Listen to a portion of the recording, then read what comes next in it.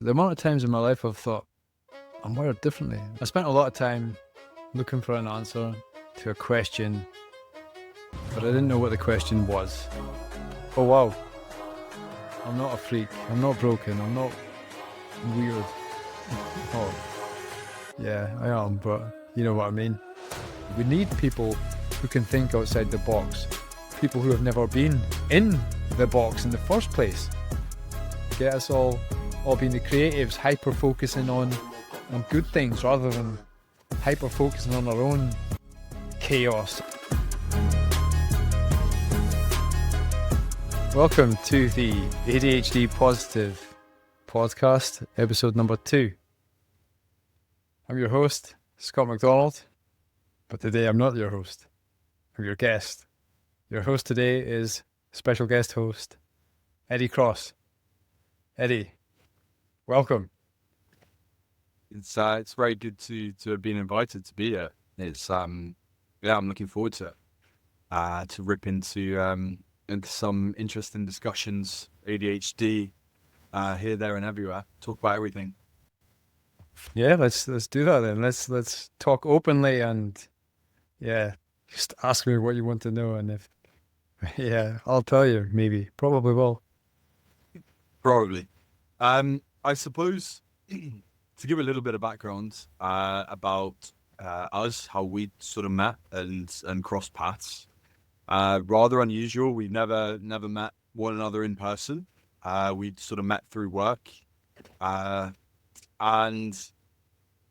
it had just always been the case where we would just get chatting and sort of look up from the phone, and it sort of 30, 40 minutes that had passed, an hour, sometimes even a couple of hours, I think, and we would just cover absolutely everything. Highs, lows, middles, talk about family, relationships, work, life, the times, everything. And God and the world. I suppose, yeah.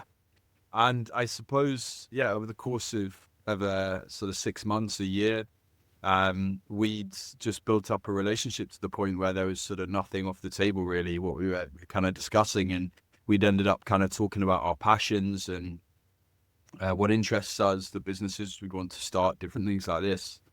And ADHD was always a bit of a central topic, not just for you, but for me as well. And we kind of explored that quite a lot. And so is our sort of relationship. It was kind of born out of that, I suppose. It's where we are today. But what I'm interested to know, we've discussed it and sort of around it many times, but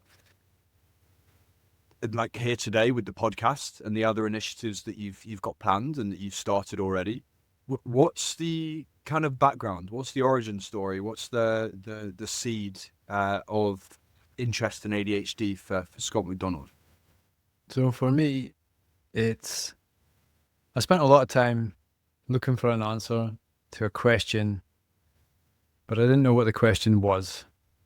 So there was even a phase in my life where I used to, at night, my wife and the kids, they'd be in their bed, and I would stay up drinking sometimes, often, too often, and I would dance in the living room. I'd crank the music up, and I would start dancing, and I would be looking for this answer, and I was always like, there's something, but I never knew what the question was, and it was really bizarre.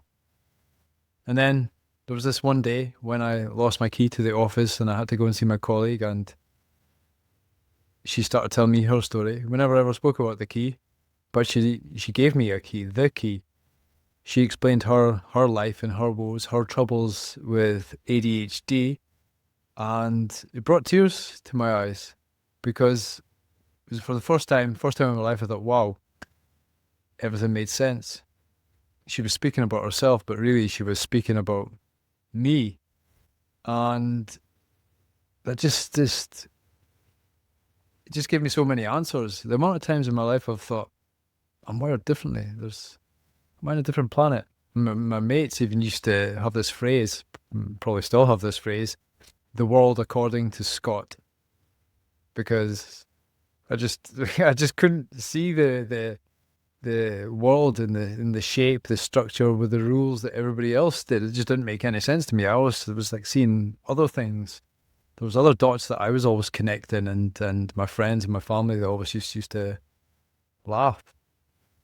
And the realization that there was ADHD on the go there, it just everything made sense, and it was a relief. It was like, oh wow, I'm not a freak, I'm not broken, I'm not weird. Oh yeah, I am, but you know what I mean. And it was just I kind of like for just yeah, it was I felt forgiveness. I felt kinder to myself. I was like, okay, that's what it is. That's where the that's where it all began. Yeah. And I always found it rather uncomfortable. I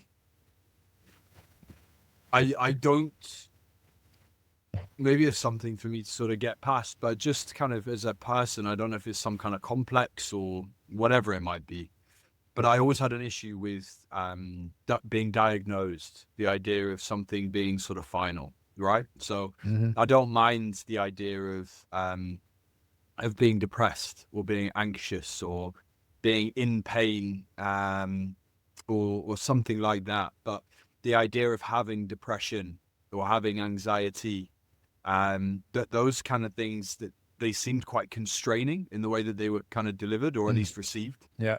Um, and when we'd always kind of discussed ADHD, and it sounds like the sort of same for you, um, it was never so much about having a diagnosis to kind of become. It's not, I don't wander around telling everyone that I'm ADHD, using it like some kind of blue badge on my car so I can park anywhere. Yeah. Um, it's more just kind of staring you down a little bit. It's that kind of shadow that's been in your room for a while, and you kind of always thought, oh, maybe it's a trick of the light, or I don't know. No one else says they can see it, but I feel like I can. And when you just kind of stand up and go toe to toe with it and just say, I kind of know that you're there. It's about integrating that into yourself as opposed to becoming that thing. It's not bigger than you. It's not bigger than Scott. It's just a facet, an aspect of you. Um, and yeah, I imagine a lot of people would feel the same, because it's quite a confusing thing for you to go through. I think especially when you're younger. I know we're going to get onto that later about being in school and what that means, but um, can be quite difficult to grapple with. I don't know how you sort of found that, where you obviously had that conversation where, like you say, it kind of, you were looking for a key, and or you went back for your key and it kind of unlocked a door for you. But what were the kind of bottlenecks in your life where you felt like that was maybe affecting you a little bit more, or you were struggling with that before, with, well, not necessarily even knowing what that was at the time, but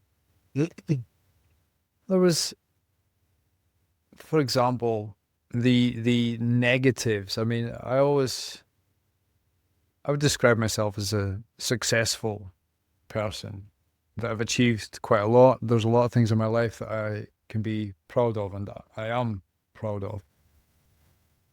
But there was always this feeling, or very often, far too often, this feeling that I'm on the edge of oblivion, like I'm teetering on the edge of a cliff, and that it could all just disappear at any moment, and that I'm really like I'm juggling plates, and they're going to fall any moment. And that was definitely a big thing. And I often ask myself, why is it like this? Why is it like this? I'm doing okay, but it was really just a feeling that I was on a thin line. There was a thin line. Other things, my spontaneity, which has often been a great thing. I spontaneously gave up my life in Scotland and came here. I spontaneously gave up my oil career and became a breathwork coach. I spontaneously did a lot of things, and it was brilliant. These are like real strengths. Then on the other side, this risk taking has caused me quite a lot of physical pain. I think extreme sports. There's a lot of people in extreme sports with ADHD for sure, and I've done some really silly things. I've broken so many bones in my body I suppose there's various reasons for that that link to ADHD, the need for dopamine, the need to be able to feel yourself, or the lack of being able to feel yourself. You know, I did martial arts when I was growing up, so I was used to getting hit and hitting people, and enjoyed these kind of things. I was also a sport solo athlete. I really struggled with team sports. Mhm. Basketball, I played basketball for a little while, but just the other people were too complicated for me. I could see like an Yeah. easy path, and everybody else wanted to make it complicated. That was just, yeah. The I coined the term clean and dirty dopamine. Dirty dopamine sources. I think this is a big problem for a lot of people with ADHD. Is the wrong sources of dopamine. So a clean source of dopamine might be a cold shower, for example. Breathwork exercises, a safe sport. Yeah, that would be clean dopamine. Maybe dirty dopamine be too many sweeties, too much drink, fighting, all this kind of thing. Yeah, sources of dopamine that don't put you in a good path. I think that's a common problem with people with ADHD, that they end up our dopamine is a little bit different from other people, a bit lacking, so our brains don't really kick in, and hence the procrastination and lack of motivation, these kinds of things. But we need the dopamine just as anybody else does, and yeah, it's the dirty dopamine that can cause a lot of damage, I think, and it Yeah. caused me bother once or twice in my life as well, I would say. Yeah. Yeah. Well, you and I both. That resonates a lot with me. Um, yeah, because I don't know, especially I think when you're younger, maybe more men, but I don't know. I'd be really interested to just kind of speak to a few women about this and how that kind of manifests for them. I know you'd mentioned the extreme sport at the sport athlete that you were discussing with. She sort of grappled with it, and that was clearly one of her big outlets. The danger of it, the adrenaline. Um, but yeah, those dirty forms of dopamine, they're often easier, um, often more painful in the long run as well. I would usually say, often sort of have some nasties, whether it's addiction or kind of the way that they might impair your better judgment, different things like that. But there's just, I really understand when you say about feeling like you're teetering on the edge. It feels almost like kind of call to the void a little bit when you have those kind of inclinations, whether it be to just get completely blackout drunk or to, like you say, be aggressive with somebody, or to bite back at somebody that doesn't really need to sort of be called up on it, or to play a really sort of aggressive sport. There's an odd kind of call for that. I don't fully know what that is, but I do know that call kind of gets a bit quieter when you do, like you say, the clean forms of dopamine, the putting your phone down, getting out the house and going for a walk, the first thing you do in the morning, getting a bit of sunlight, connecting to the earth, having a cold shower, chatting to your mates, spending time around people you love. Um, yeah, sort of Jekyll and Hyde kind of thing. I always had that as well. I'd sometimes get that from friends, is that there was a little bit of a kind of two-sidedness to it. And I Hmm. think it splits exactly pretty much into those two kind of dopamine slots. And I was going to say, you kind of edged onto it, I suppose, but the number of people that you've met, I know, I feel like the more conversations you have like this, the more conversations you have like this, if that makes Hmm. sense. It kind of, Yeah, yeah. it's a momentum thing. The more people you see in the world like that, but Are there any sort of people in particular or kind of conversations that you've started having that kind of stand out where you started to notice a little bit more the demand, I suppose, for people to feel heard and as if they're not alone and or what have you? Was there a stage where you just felt like you were reaching out and touching more of these kind of people and you realized that there was a real market there, for want of a better word? Yeah, so there's two things what I noticed. So the performance enhancer is what people call me. So the people I was working with, the people that I enjoyed working with, there were two camps. It was either the underdogs or the greats. You know, the people in between, the average folk. I never really I didn't feel drawn to them and they didn't feel drawn to me. So whether it's adults or kids, whether it's a world champion, Olympic champion, or yeah, a young kid wanting to learn English. Those were the two groups that I enjoyed helping, and you can indeed see. I mean, maybe that's what it is. Maybe it's the mirror. I'm not saying that I'm great, but yeah, these people who are the risk takers who figure things out. You know, to reach the top, whether it's in business or sport or anywhere in life, you know, you got to be good at you got to see dots that other people can't see, and you got to be good at joining them as well. And this is the thing with the underdogs. You know, I think they often they can see those dots and they try and join them, but they fail, and then that's when the dirty dopamine comes in, and that's why I think a lot of young people end up going down bad paths, drinking too much, and all this kind of stuff. And what you said, women or men, like women have only recently started getting the diagnosis, especially as children, because girls tend to move less or differently than boys do, and certainly they're less hyperactive. So the ADHD and for women and girls, it's more of the emotional side, you know. So there's people with ADHD tend to be very empathetic, so they've got a lot of empathy.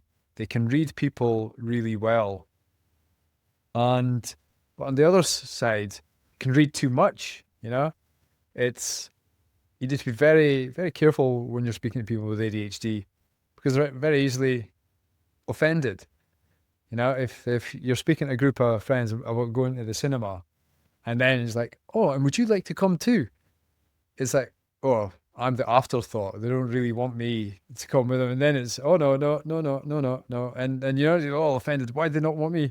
They're not like thinking, oh, I got asked to come to the cinema as well. It's like, wow, my invitation was less enthusiastic than theirs. They must hate me. And so yeah, there's the difference there between the men and the women, the physical and the emotional, although they are both have both. And in my the people I spend more time with women nowadays than men, and there's quite a few of them with ADHD, and it's really I think what I notice the most is these peaks and troughs. The people with ADHD, you know, they'll get into something and woof, yeah, full speed ahead, 100 miles an hour, and then they just crash and then disappear for a few weeks. You know, you'll see them at an event and they're like, "Whoa, wow, that's a real social butterfly." They're life and soul of the party, but that the energy needed to be that life and soul of the party, it's got a cost, and yeah, one night could cost a couple of weeks. So, aye, yeah, but definitely the conversations are, of course, more. No, once you see it, you see it. It's the pink car, I suppose. Never see a pink car until you buy a pink car, and then pink cars are everywhere. And Yeah. it's the same with ADHD. Yeah. Yeah. I know we touched on it, I suppose, once before, but in terms of um, like you said there about the connecting dots earlier on, the kind of conversations that you have, the it's almost like the kind of guardrails taken off, like you're at the bowling alley or something, where there's a certain openness that I tend to find with people like that, where very sort of heart on the sleeve, Hmm. whereas Yeah. very open, and open very often, I think, to a fault sometimes, Hmm. at least in their own minds. But it's very easy to sort of connect with these kind of people. You can kind of warm your hands on certain people, or at least it feels like it, where you just connect with them. And yeah, I think you notice that a lot more when you kind of realize it in yourself, and you become a little bit more self-aware about what you're like, uh, and your little intricacies and bugbears and the little sort of facets of your mind and how your brain works. You do pick it up a lot more in others, where yeah, you can, just like we had, you go from shallow to deep, back to shallow, and two people that have never met each other sort of know so much about one another's lives, and what makes them tick, and who they kind of are as people, um and very much become sort of friends. And yeah, there's an openness there, which I think is very easy to recognize. Um, and you also sort of mentioned something before, where it's like the people in the middle layer. I wouldn't not say that that's sort of across the board for everyone. I suppose everyone's a bit different, but I would definitely say that a facet of ADHD is very much like a sort of magnet with a north and south pole, and some people you just can't get rid of. You just, there's something about it where you just, people come up to you in the street, you bump into people randomly. There's all these serendipitous moments, and you get along like a house on fire. And then other people where they sort of filter themselves out. Um, and yeah, I think you see it sort of increasingly. The more you're aware of it, the more you see it, where there are just kind of people that you click with, and I think they're very often kind of cut from the same cloth, really. Um, Yeah. yeah, I don't know what's your, in terms of um, I know we'll sort of maybe move on to kind of the mission, and what you're looking for out of this. Kind of wanting more to own people as opposed to necessarily diagnose them. I think, at least from what I'd noticed in the last few years, when I was a kid, I had Miss Tempen, my reception teacher. She Hmm. used to tell me to sit down, and that she blew tap my arse to the chair if I didn't, and I'd be up and sort of messing around with people's box of pens and different things like that, and getting told off, and was kind of restless. And I think since that point, the last sort of 15 years, I've kind of heard more and more people being aware of mental health, whether it's autism or ADHD or these different spectrums. And I feel as though the diagnosis is kind of there. The awareness is a little bit more there. It's never going to be perfect, but what I'm interested in, and what I think we've spoken about a lot, um, is how do you leverage those differences? How do you actually sort of turn those from a negative, or from a diagnosis that can kind of swamp you, to being something that kind of liberates you, and allows you to leverage your difference? I work in sales, right? And that's something I'm always looking for. If I'm looking at a new job, or I'm looking at the job that I'm sort of doing, I'm looking at leveraging my personality and who I am and my individualism, for I was going to say for profit or for money. Then that sounds a bit drab, but it's for sort of gain, I suppose, in my life, in other people's lives, um, and being able to leverage yourself like that is really important. And I don't think many people feel like they have that ability sometimes. So yeah, I'm interested. The mission that you have, the modus operandi, where do you see it going? So, exactly. So you're classic. People I know who have ADHD, several of them are in sales. It's apparently a good job, a good profession for people with ADHD. You're empathetic. You can see, you can join the dots. It's about relationship building rather than just sales, value creation, give and take, which is why we've became friends. I mean, Yeah. you're a headhunter.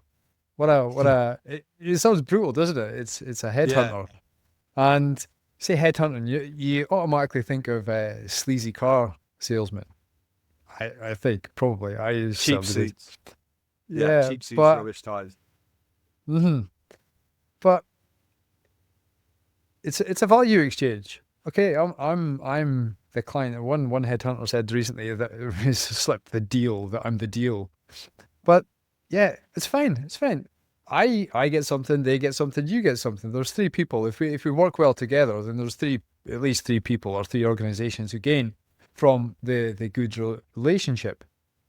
But yeah, there are these strengths. So the sales would be the empathy, the risk taking.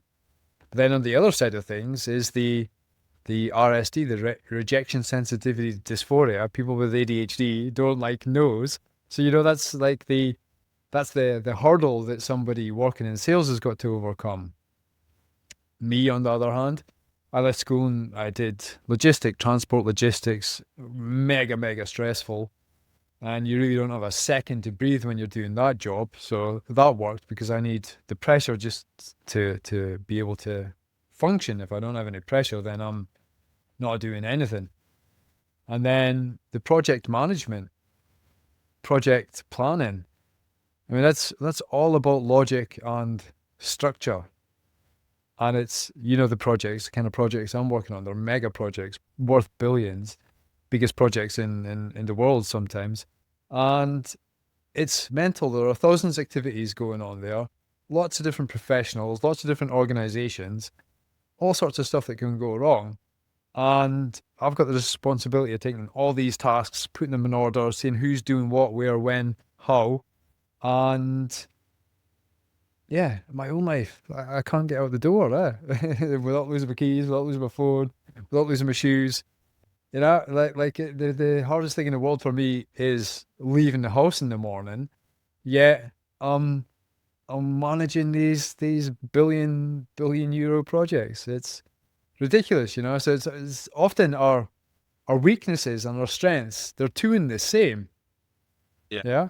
This is the paradox thing about ADHD is yeah, figuring that out is quite bizarre. It's quite funny. But so my initial thing with ADHD, and now we've been hearing like politicians speaking about this in the UK, is it's not getting overdiagnosed. Is ADHD really getting overdiagnosed? There's people claiming that, maybe they're just spending too much time looking at ADHD memes on Instagram. You could probably believe that because that's what the algorithm wants you to believe. But in reality, like of my colleague Pia, when she told me her story, 5 years. Yeah, this was her big thing. It took 5 years for her to get a diagnosis. And that was in Germany, one of the best health systems in the world. And she had she was getting diagnosed with all sorts of other shite. And she was like, it just doesn't feel right. It doesn't sit with me until it was eventually, all right, okay, you win. We'll give you the ADHD diagnosis. Yes. Yeah. But the thing with so over under diagnosis, I see like the 80-20 rule applies to ADHD. That's just my observation. That's not science. The science says, I don't know, between 4 and 10, I don't know, percent of the population have ADHD. But just from my observation, speaking to people like you, I'd say it's about 20%. But 15% or 3/4 of them aren't diagnosed. So that's 3/4 of those people. Well, 100% of them are struggling. We're all struggling. Even the neurotypical people, everybody's struggling. Who isn't struggling? Fucking hell. We all are. But at least once you've got a diagnosis or once you know, then you can learn how to work with it rather than against it. Because this is the thing with ADHD, is very much, if you don't know what it is, you're working against it. Yeah, it's really you're going through life with your handbrake on, or you're with a magnet pulling you in a bad direction. But then once you realize you can release that handbrake, you can flip the magnet around and get pulled rather than pushed. Or pushed rather than pulled probably is better. And I tried to get a diagnosis. As soon as I left Pia's office, I went and try and get a diagnosis. So I'm on the phone. I've got a private insurance. I'm in Austria. And Maurice just telling me we're Austria. Fuck. So, where was it? Diagnosis. Yeah, I couldn't get a diagnosis. Everybody was like, "Yeah, come back in 2 years." Oh, sorry, waiting list. We're not taking it. Waiting list full. So I was just like, God, what do I do here? All right, I'll just do some research. Did some research, and I was just like, oh my God, this is why I'm so awesome. It was just like, I was really like, I was chuffed. It was like, yeah, I've got ADHD. It's brilliant. And I thought, whoa, and there's all these people struggling. They don't need to be struggling. They don't need to go and get a diagnosis to learn how to deal with it. Just need people to work with them on their strengths. And then everything else made sense. The project management, the structure. I'm like, oh, wow, I know about structure. I've been living with this chaos my whole life, but I can manage chaos. I can do it. And the other thing was then the breath work. So I've got these tools, breathwork tools, from 2017 onwards. Well, I left the oil career to become a full-time breathwork coach. I've got these tools that are great for physiological regulation, perfect for people with ADHD. They get the neurotransmitters, the brain, everything flowing just as it should be. So, yeah, you can have the ADHD strengths, the working under pressure, the joining the dots, the hyper focus, because ADHD is not a lack of focus. It's, if anything, it's too much. It's just which direction that focus goes. Yeah, sitting in the school and the teacher telling you to focus on maths when you're really not interested it's never going to work. Don't know how it works for anybody really. So, yeah, I realized I had lots of tools that I could help people with. The people who are struggling to get diagnoses, I can help them. So that's when I came up with the super active mind idea.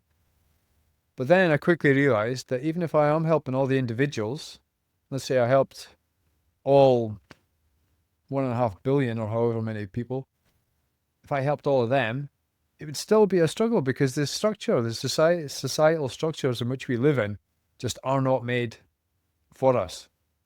So that was where ADHD Positive, the movement, came in. It was like, okay, we're in the middle of the AI revolution. Everything's going crazy just now. Anyway, who better to deal with this chaos than us? So the ADHD Positive movement is really about societal change. And it's about riding a wave, it's the right time to do it. The Industrial Revolution, the industrial age is in the old sense, it's over. We don't need the structure. We don't need the rigidity. We need people who can think outside the box, people who have never been in the box in the first place. And yeah, so my idea is to get in with the biggest companies in the world, people who are doing this work already, the Googles and the Accentures and the Microsofts and all these big companies, and help them, help their people. And then once they're on board, then everybody else gets on board too. And it's really just about, how to create the structure or how to break the structure so that we can thrive. If companies can get more out of us, then better for them. And if society has the 20% of the population that I'm claiming have, let's say, superactive minds, because ADHD, it's a bit of a term. So let's say 20% of us have got superactive minds. If 20% of us are, rather than, going down dodgy paths and drinking too much and getting ourselves into trouble and not doing society any great good, get us all on the clean dopamine, get us all being the creatives, hyper focusing on good things rather than hyper focusing on our own chaos, our own shit. The why is my life so crap? Hyper focus on something good, you know? Give people a purpose. Yeah, purpose. Well, I can certainly buy into that. Um, it's a big thing. I mean, there's obviously a lot that you've covered there. First of all, when you were talking about kind of schools and society, the industrial age, the fact that always kind of stuck with me was the bells in school were initially put there. This is in the UK. They were modelled off of the bells that you get in factory, Mm-hmm. or in industrial factories around lunch and closing time. And it was quite literally not hiding it, not trying to sort of put it in any other way. They were teaching pupils to react to the factory bell, and they were grooming people to be factory workers for 30 years, and then let them sort of throw them out to pasture for a couple of years and let them move on. And we don't live in that age anymore. There is a lot of opportunity to leverage your skill sets, your personality, even your ability to connect with others. I mean, so many other skills. And yeah, I find it interesting because the focus to me, I suppose, more of a personal opinion, but I don't always find the diagnosing sort of that helpful. And you kind of touched on that, is the idea of just giving someone a diagnosis isn't necessarily always the most helpful thing. It can either give them an excuse or a crutch where they can sort of rely on it, lean on it, shy away from responsibility, or it can. I mean, it can sort of do the opposite, where it kind of cripples them to some extent. I suppose it would just always give them an ability to have an out, or it'd be something that's kind of uncomfortable for them to deal with. Whereas actually having a diagnosis, perhaps, and then somebody actually saying, you know what, that's something you can leverage, that's something you can use, it's something that's unique, you should lean into it and embrace it. Whether it's initiatives in companies for being able to move laterally, to follow your nose, so to speak, if you're 20, 30, 40 and wanting to retrain or adjust your skill set. All of these different things, yeah, there's a lot of scope there. And I think one of the other things I was thinking about, I'm not sure if this resonates at all with you, but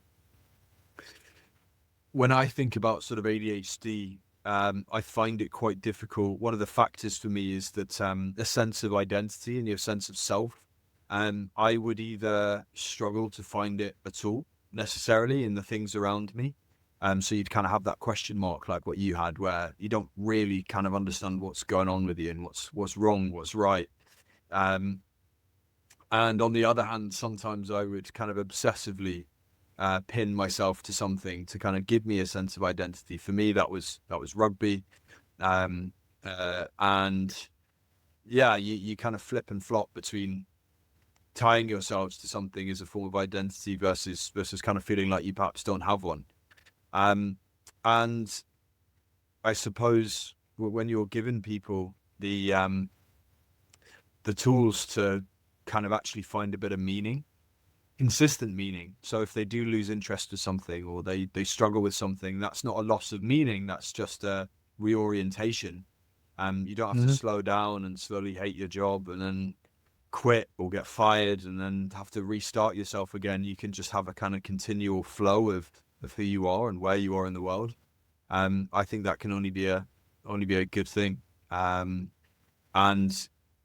yeah, it'd kind of help provide meaning to an awful lot of people. That's something that I've certainly had. I don't know if there was a quote that I was thinking of. I was going to read. It's from the Bell Jar. I don't know if you're familiar with it at all. Um, No. yeah, it's a quote. It's about it's about a fig tree, but it's by Sylvia Plath. And she says, let me read it out here. She says, I saw my life branching out before me, like the green fig tree in the story.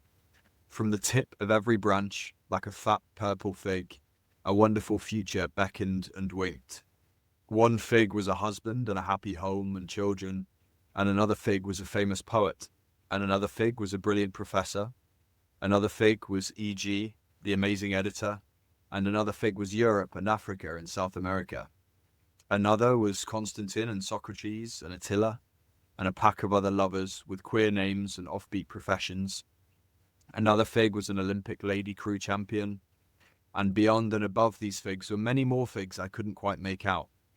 I saw myself sitting in the crotch of this fig tree, starving to death, just because I couldn't make up my mind which of the figs I would choose.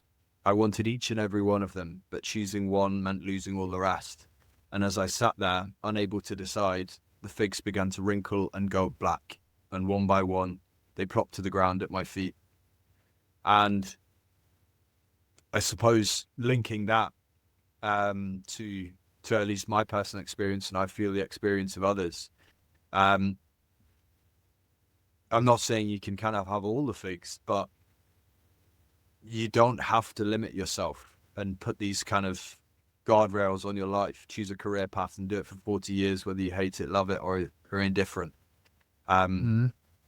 And it's very sort of empowering, the mission that you've got, the involving employers in that, so that they can empower you and give you the tools to enhance yourself, to craft yourself, to change and develop. I think it's very powerful. Yeah, that's really good there. And this is the thing, because the old way was you go on your path, you know, you get your stamp at a very young age, first year of school, most of the time. And then you're on a path and it's just a straight line and there's no room for maneuver. That's you. If you get knocked off that path, then you're in trouble, because the other paths, they're off limits. But the new way, the way things are now, there's just so many. The old jobs are disappearing, and new jobs are, yeah, being invented. And in many cases, we're in a position where we can invent them ourselves. We can create our own world. And so the reason I want to say, start at the corporate end, that's the people with the money. They're the people with the sway. But I really see it's important to start at the school, and when we're going by the chronologically. But the schools, I mean, what skills are taught to our children in schools? Could you name me 5 skills that we get taught in school? I mean, I didn't pay much attention in school, so I don't know what they were trying to teach me. I don't even think, but in my Mm. opinion, I don't think there was much in the way of skills.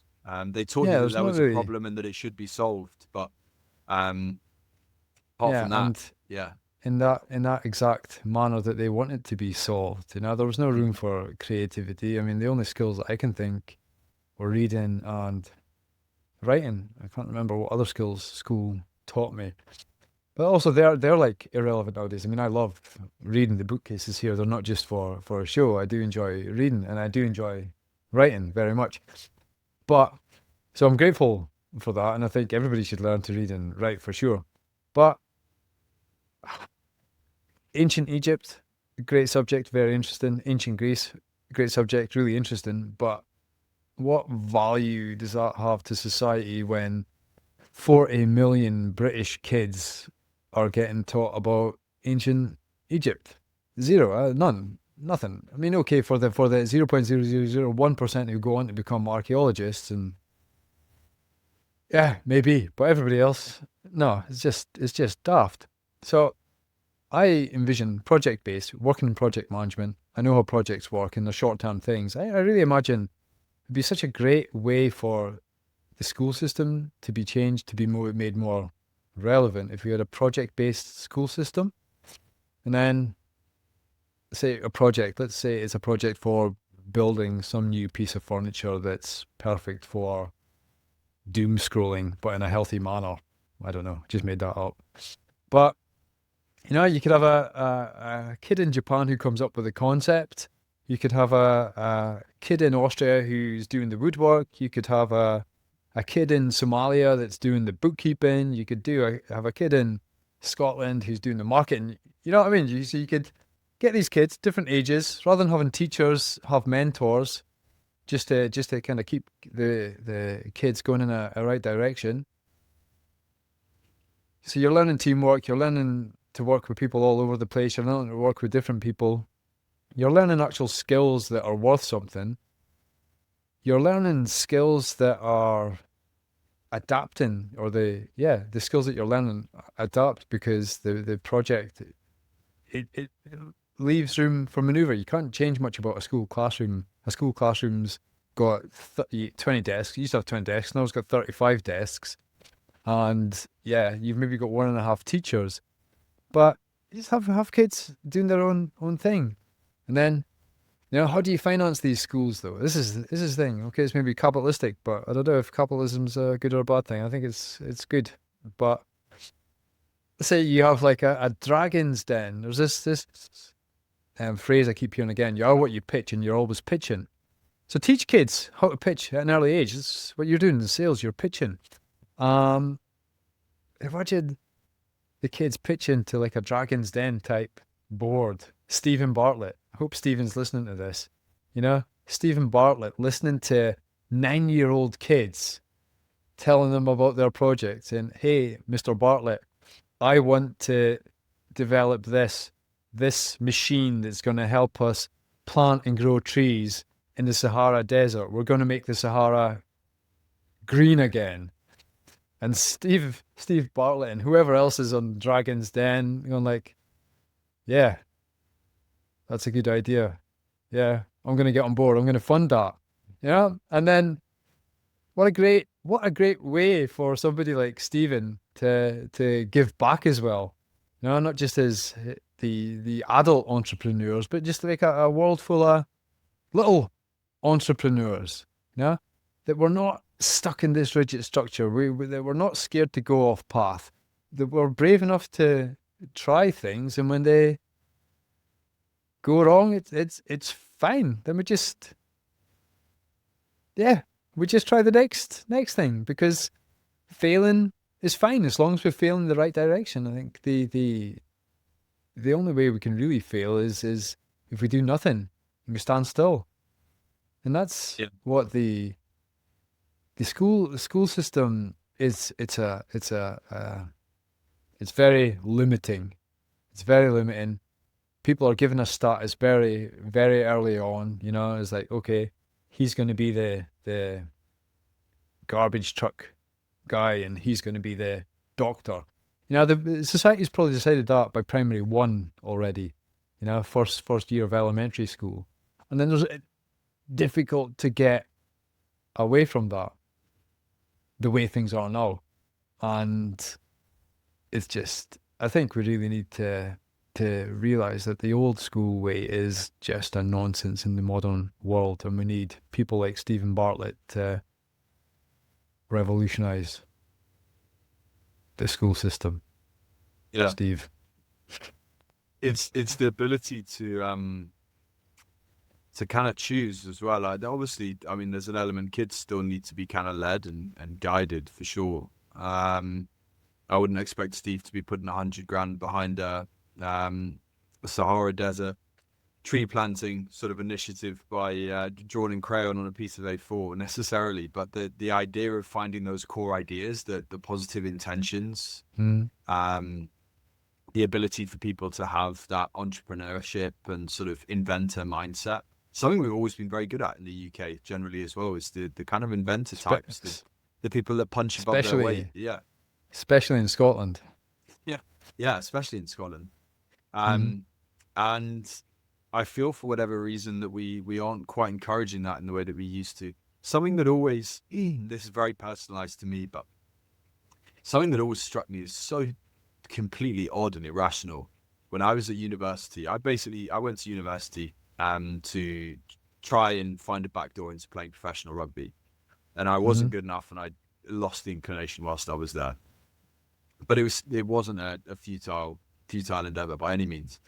But rather selfishly, when I was there, I always felt whenever I'd be playing rugby, I'm at a university here with, I don't know how many, 40,000 pupils, something like that, all fee paying. And we'd have some rubbish rugby kits and some old knackered training gear and a bit of a rubbish radio station that the uni would sometimes host and bits and pieces like this.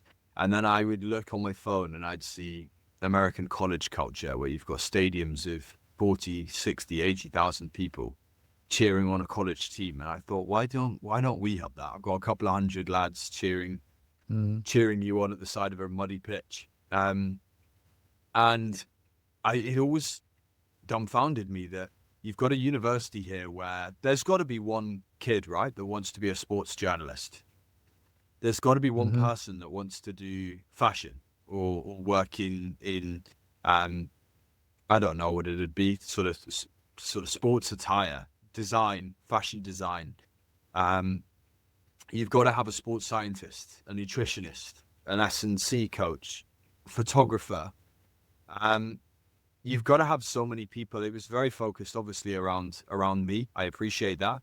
But I always thought you have a society here. You have a microcosm. You have a cross-section of the world and of all the different personalities and dispositions within it.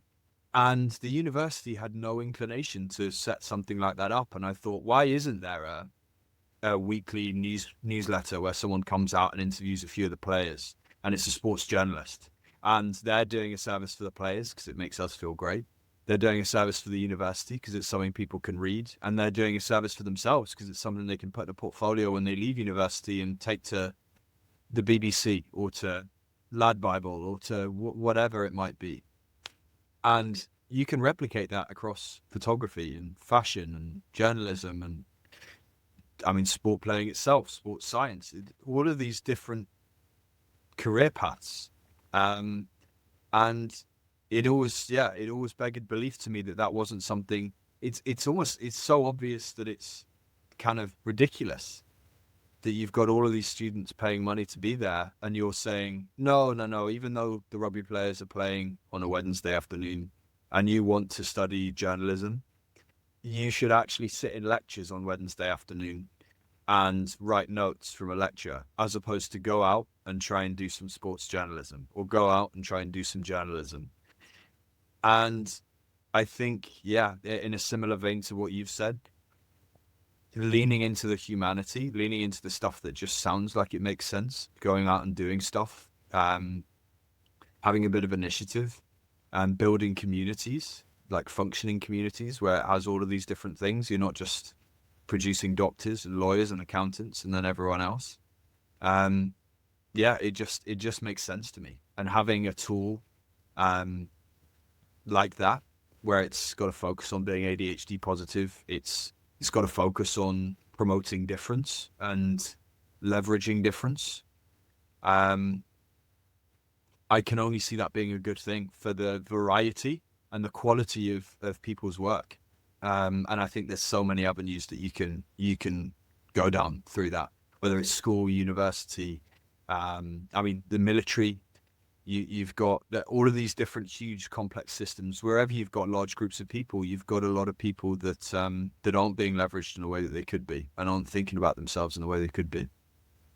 Yeah. I think one of the things certainly in school in Scotland, probably in England as well, in the UK in general, we're not really taught about the why. It's the what, and the what is money. You go to school because you need to earn money, and then after 40 years, you'll be able to retire and live off the state, as they say. But what about the why? And the other thing as well, I mean, I don't know how American universities are financed. I don't know the ins and outs. But I think over there, they're much more into paying it forward. Like people that university community stays with them forever in their networks, Yeah, it's one back scratching the other back, but they're also giving it, yeah. They become successful, they earn lots of money, and they pay it back. They go back to the roots of where it all started for Yeah. them. And I Set think, up scholarships and initiatives. yeah, and the UK is an island, and I think most of us live also as islands. Yeah, it's not, certainly where I come from. It wasn't about like, okay, I help my neighbor and he helps his neighbor and everybody helps the neighbor, and it's all everybody's just in it for themselves. I think a lot of the time, certainly the UK. Sorry to offend British people here. I'm one of you, but that's the impression that I get. Yeah, a lack of community, and it's also, I suppose that's what's cool. Also, you're not allowed to cheat. Yeah, cheat. Help. Why don't you just take exams? And it's like, okay, if you're finished your exam, go and help somebody. What a nice idea. Why not? If you finished your test, yeah, Tommy's probably going to be struggling. Go and give him a hand. Yeah, building community spirit in school. How lovely would that be? Yeah. Or the fact that you're getting marked all the time. Yeah, not enough or whatever it is they write on the report cards and on the tests. You're not allowed to make mistakes. Mistakes are very much frowned upon, but mistakes are, there's nothing worse than going through life being scared to do anything. And I think that's what many people do, myself included, although I would say I'm a little bit bolder than many people. I've still got a handbrake that I'm always trying to release, because I've been told that this is how society works and this is what you've got to do, and you just work, and once you've got your pension you can relax and enjoy life. And yeah, yeah, it's a very limited way of looking at things. Especially when you, Like, if you ask anyone old or with sort of wisdom, you see a lot of that kind of stuff on YouTube and different social medias now, where they'll ask older people advice on relationships or on life, or what one thing would you do differently. The common theme, no matter the topic, tends to be about trying to focus on the journey as opposed to the destination, whether that's in a mhm, relationship, whether that's in a career, in familial relationships, in your relationship with yourself, in practicing sort of gratitude, all those different things. It all comes back to the same kind of root, which is to focus on the presence, and therefore a focus on the journey. And I don't think, exactly like you said, I don't think we focus but very much on the journey. mhm, Everyone's looking for a get rich quick scheme, because that's when they can start living their lives. We kind of yeah, categorize it that you only start living when you've got enough money to start living. Um, and don't get me wrong, I like money. I'm not ashamed to say it. I think a lot of people that work in sales would probably say the same. It's a motivation, but it isn't everything for me. And I don't think it should be either. And I think there was something, I don't know how true it is, but something I heard recently about when they ask young people what they most want to be when they grow up. I think YouTuber is one of the top things now, or mhm, famous. Um, and everyone says how awful and woeful that is, but I think that's what we've just kind of taught people, right? Is they're celebrities, they're really cool, they earn lots of money, and so of course that, why isn't a kid going to be gravitated towards that? Because we haven't mhm, given meaning to anything else. The only yeah, stuff we've given meaning to is the fame and the money. But if you mhm, realize that there's all kinds of different fulfilling careers, in so many. It's not a choice between being a doctor, an astronaut, or Kim Kardashian, right? It's not a multi-choice question. Um, it's what speaks to you. And I think, yeah, the more difference there is, the more chance we've got to fix the biggest problems in the world. And also the more chance we've got to to feel a bit more at home in ourselves and find a little bit more personal meaning. And so, yeah, I think the whole vision of,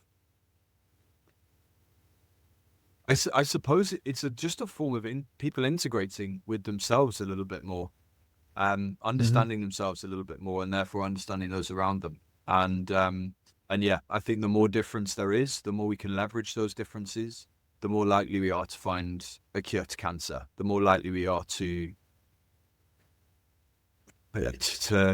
make sure everyone has clean drinking water, to make sure that we've got a sustainable future for the world, to make sure that everyone's living well. And it isn't 1+1 is 2 in school.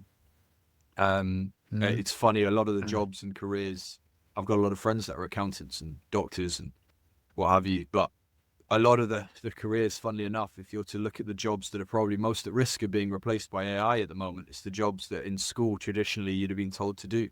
Yeah, Not so much exactly. surgeons yet, but GPs, accountants, you'd be pretty concerned right now the way things are going with technology. Um, Mm-hmm. and there's a kind of irony in that. Yeah, isn't there? Isn't there? Yeah, who'd have thought? Who'd have thought?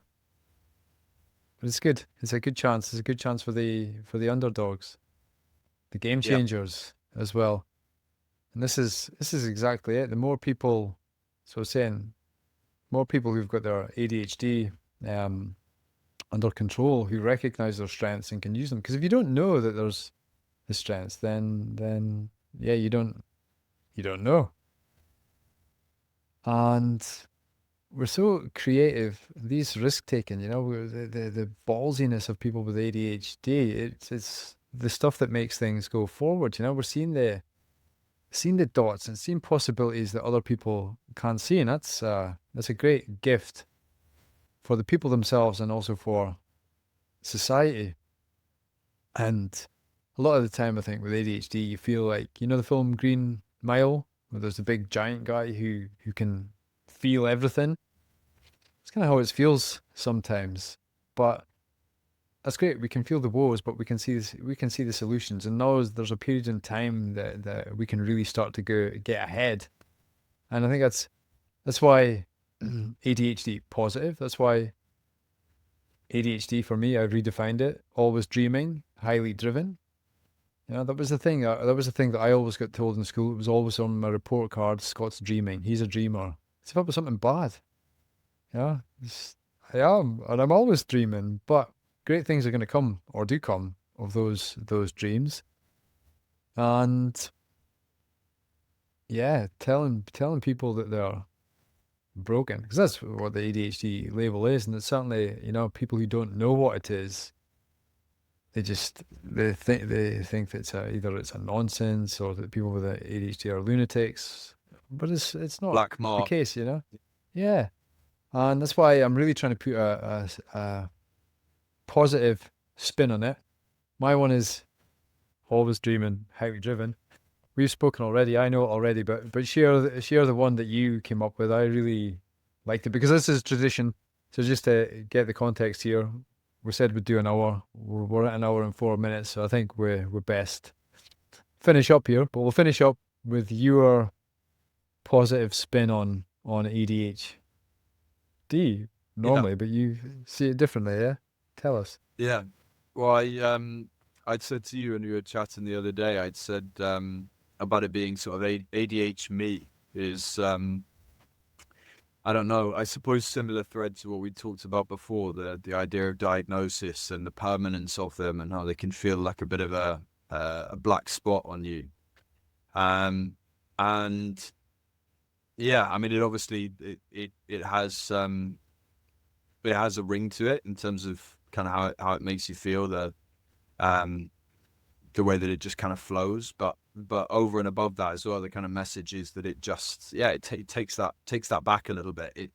It makes sure that you're leading with you. Mm-hmm. It's an aspect of you, not the entirety of you. You can't really let these things consume you.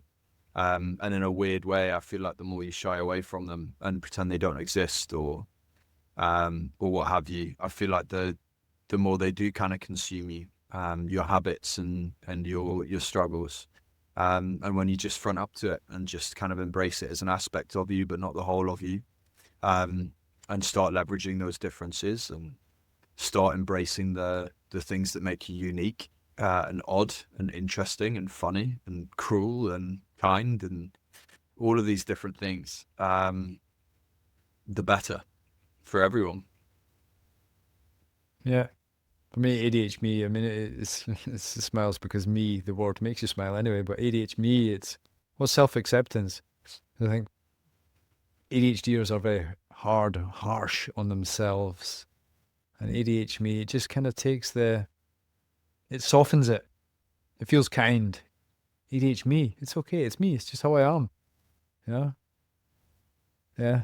I like it. It's good. It's got a good ring to it. Maybe we'll see that on the back of a t-shirt. Yeah. Yet. Yeah. Yeah. Okay, Eddie. I think that's a good place to stop.